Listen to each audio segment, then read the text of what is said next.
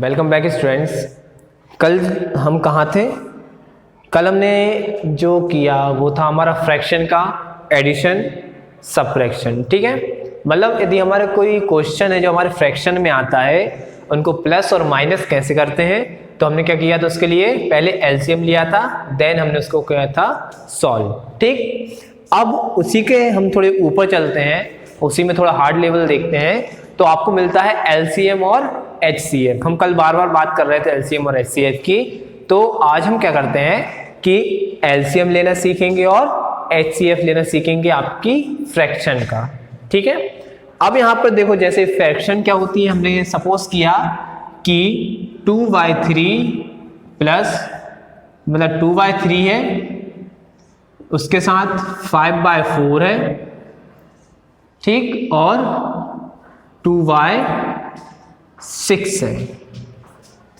ये फ्रैक्शन है आपकी। अब आपको लेना है क्या, इसका एलसीएम। ध्यान से सुनना, एलसीएम लेना है हमें इसका, काय का, फ्रैक्शन का।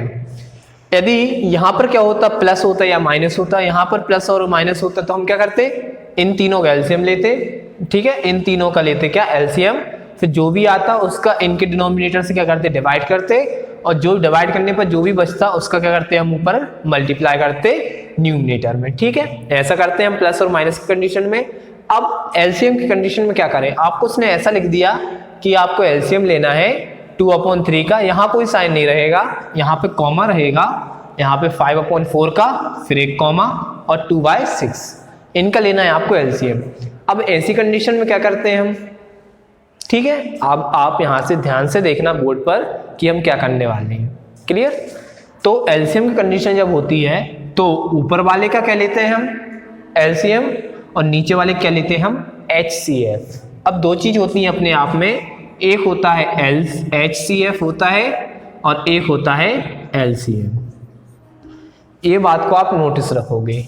अब एलसीएम क्या होता है, तो एलसीएम होता है आपका लीस्ट कॉमन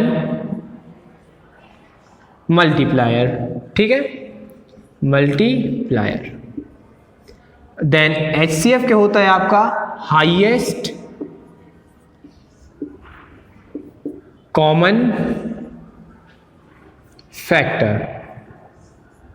ठीक, ये बात क्लियर। एचसीएफ होता है आपका highest common factor and LCM होता है आपका लीस्ट कॉमन मल्टीप्लायर। अब इसमें हमें क्या करना होगा कि अब ऐसी कंडीशन जब आ जाती है कि आपको आपके एलसीएम लेना हो आपके फ्रैक्शन का, तो आप क्या लेते हो, ऊपर वालों के लिए, इनके लिए आप लेते हो क्या, एलसीएम, और नीचे वालों का क्या लेते हो आप, इन सभी तीनों का आप लोगे क्या, एचसीएफ।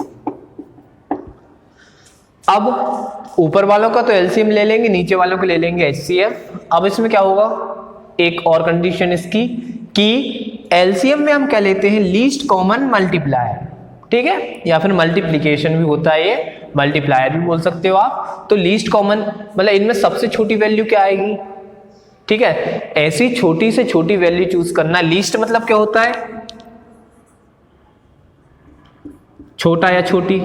ठीक है, और हाईएस्ट मतलब क्या होता है, बड़ा या बड़ी। दोनों कंडीशन है, या तो यहाँ पे बड़ी वैल्यू लेनी है या फिर छोटी वैल्यू लेनी होती है। तो हाईएस्ट मतलब तो इनमें मतलब सबसे बड़ी, इन तीनों में जो सबसे बड़ी वैल्यू आ जाए, और यहाँ पे इन तीनों में सबसे छोटी वैल्यू, मतलब ऐसी छोटी वैल्यू हमको यहाँ पे फाइंड करनी है जो इसके टेबल में भी आए और इसके टेबल में भी आए और इसके में भी आए। ठीक है, तो यहाँ के लिखा हुआ 2, यहाँ पे क्या है 2, मतलब ये 2 तो कॉमन है, यदि एक वैल्यू सेलेक्ट करेंगे तो इसके और इसके टेबल में तो आ जाएगी। अब बचा 5। हम ऐसी छोटी से छोटी वैल्यू कैसी देखें, सबसे छोटी वैल्यू क्या होती है, 1 होती है। 1 आएगा, नहीं आएगा, इन दोनों टेबल में बनाना चाहिए। ठीक है, कौन कौन के में, 2 के में और 5 के में। तो 2 और 5 के टेबल में 1 नहीं आता, 2 पे चलो, 2 के टेबल में 2 आएगा लेकिन 5 नहीं आएगा। 3 पे चलो, 3 के टेबल में मतलब 2 के टेबल में 3 भी नहीं आएगा और 2 के टेबल में 5 भी नहीं आएगा।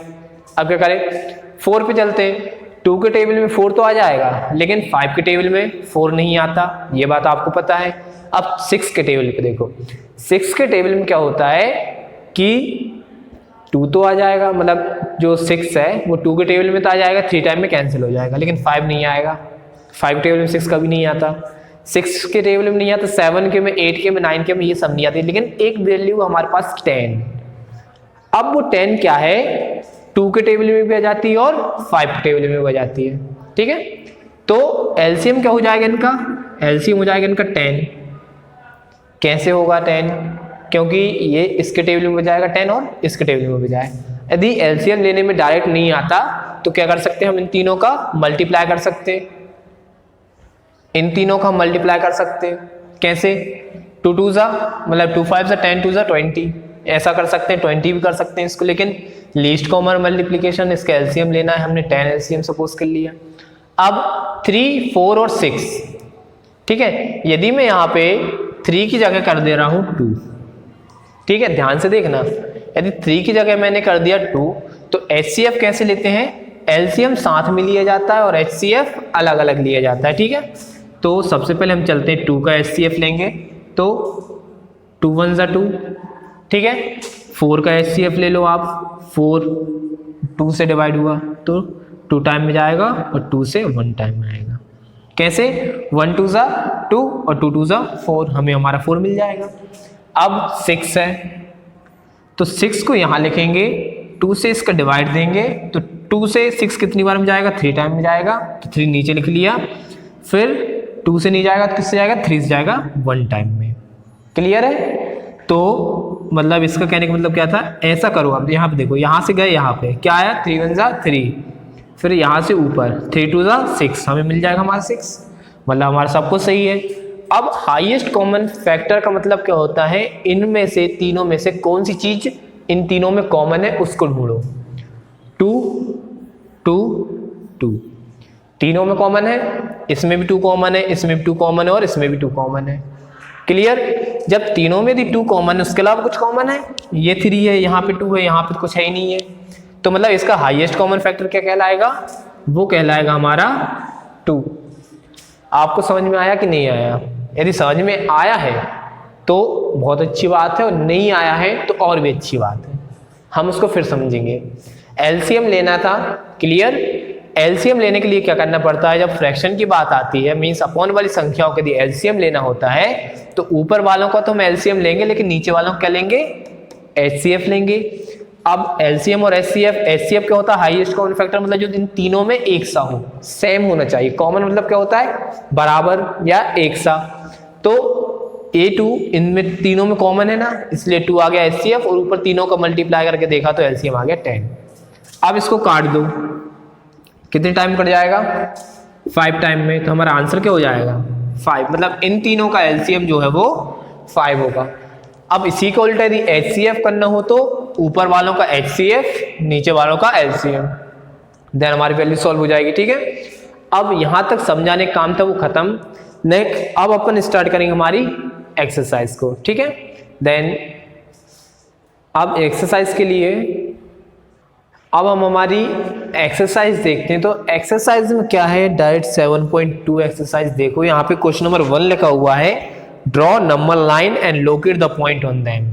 मींस यहाँ पर कुछ पॉइंट लिखे हुए हैं जो हमें क्या करने हैं, लोकेट करने, मतलब उस नंबर लाइन पे दर्शाने हैं कि वो पॉइंट उस नंबर लाइन पे कहाँ होंगी। तो नंबर लाइन क्या होता है, हमने इससे पहले वाले चैप्टर यानी कि इंटीजर में पढ़ा हुआ है कि नंबर लाइन कैसी होती है। देन हम डायरेक्ट नंबर लाइन ड्रॉ करते हैं। आपकी ये जो है वो एक्सरसाइज है आपकी 7.2, क्लियर। 7.2 एक्सरसाइज है, उसका क्वेश्चन नंबर 1 क्या था कि हमें नंबर लाइन ड्रॉ करनी है और उस पर कुछ पॉइंट्स को दर्शाना है, यानी कि कुछ पॉइंट को बताना है, ठीक। अब उसका ए वाला लिखा हुआ है, तो ए में लिखा हुआ है क्या कि 1/2, 1/4, 3/4 और 4/4, क्लियर। यहां 1/2 मीन्स क्या होता है, इसको हम बोलते हैं आधा, ठीक है। सपोज करना ये क्या है, एक रोटी है, ठीक है, इसका 1/2 पार्ट मीन्स इसका कितना, आधा भाग 1/2 हो जाएगा, ठीक है, क्योंकि ये रोटी है, ठीक। अब इसका एक गोल होती ना रोटी, तो उसको हमने 4 भाग में बांट लिया, एक भाग ये है, एक भाग ये है, एक भाग ये है, एक भाग ये है, ठीक। 1 2 3 एंड 4, 4 पॉइंट हो गए उसके। अब क्या करना है, यहाँ पे लिखा हुआ 1/2, 1/2 यानी कहाँ की, एक ही और एक ही है, इतना हो गया 1/2, यानी कितना हो गया, आधा हो गया, ठीक है। अब 4 1/4 मीन्स 4 कहाँ, यहाँ, मतलब 1 2 3 4, इन चारों में से कितना हिस्सा चाहिए इसको, एक हिस्सा, यानी कि ये, तो बचा क्या, 3 बचा, एक हिस्सा चाहिए उसको। अब 3/4 की कंडीशन कहाँ लगेगी, इन 4 में से कौन सा हिस्सा चाहिए इसको, अब थर्ड वाला हिस्सा, ठीक है। मतलब कि 4 में से 3 हिस्से ले लिए तो बचा कितना, चौथा बचा। अब 4/4, जब एक रोटी थी उसके 4 हिस्से किए थे हमने कि भाई उसमें 4 पॉइंट होंगे, तो 4 में से यदि चारों ले लिए गए तो क्या हो जाएगा, यहाँ पे एक पूरी रोटी हो जाएगी ना, 4 बन गए तो पूरी रोटी हो गई, ठीक है। तो मतलब 4/4 को हम लिख सकते हैं 1, क्लियर। 4/4 को लिख सकते हैं क्या, 1, और यदि आधे की बात करें 1/2 की, तो इसको लिख सकते हैं हम आधा, क्लियर। अब हम चलते हैं हमारी नंबर लाइन की ओर। तो यही हमारी नंबर लाइन होती है, ठीक है। यहां पर क्या रहता है, 0, ठीक। अब उस साइड ले जाएंगे, क्या हो जाएगा, नेगेटिव वैल्यू, मतलब माइनस में चलेगा। अब हमें कहां तक जाना है, सबसे बड़ी वैल्यू क्या है, 4/4 है, यानी कि 1, तो यहां कहीं हमारा क्या है, वो 1 है, ठीक है।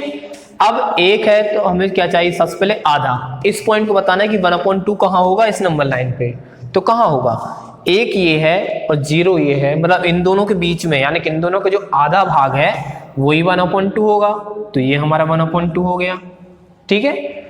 उसके बाद 1/4 मीन्स 4 में से एक भाग, अब 1/4 कहाँ होगा भाई, 1 पॉइंट ये है तो 1/4 कहाँ होगा, 4 में से कोई एक भाग यही कहीं होगा 1/4 का, क्यों, एक भाग ये हो गया 2, एक भाग ये 3 और एक भाग ये 4, यहाँ पे रोटी आपकी कंप्लीट हो जाएगी।